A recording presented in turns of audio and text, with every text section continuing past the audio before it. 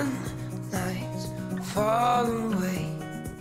So far apa yang saya boleh cakap daripada servis rumah Abang Jamil ni sangat-sangat berpuas hati, sangat-sangat memberi kerjasama yang baik daripada staf-staf rumah Abang Jamil, and so far saya sangat happy lah dengan servis diorang. Ada macam suasana malam ni yang actually unexpected lah pada saya. Like saya tak pernah lagi pergi majlis waktu malam. Once saya mengadakan macam majlis waktu malam, saya rasa wow, amazing gila. So tempat ni macam like meriah gila, and the host semuanya very best, supporting. Like kita tak nampak orang yang macam like professional cara, bukan not professional, tapi macam korang have fun, santai. Okay, so dari segi decoration saya nampak Abang Jamil ni bukan setakat tahu orang kata tak letak bunga gitu je lah. So far saya tengok cara dia mainkan warna apa semua nampak naik lah.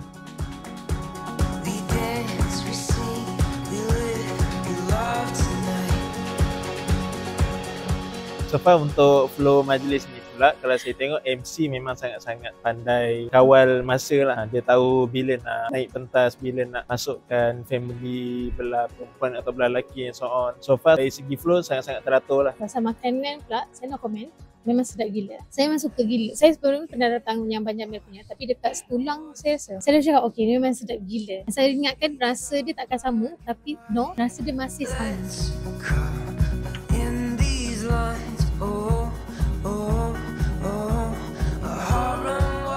Actually salah satu saya punya cousin dengan kawan baik saya sendiri pun memang belum berkahwin, and saya memang dah suggestkan memang terus book rumah Abang Jamil ni lah. Tak payah lambat-lambat. Senang cerita kalau ada duit tu terus book je lah. Tak payah lambat-lambat, senang. Sebab semua settle. Bayar bawa diri, tak payah pening-pening. Kalau boleh bagi 50 bintang, saya dah boleh bagi 50 bintang lah.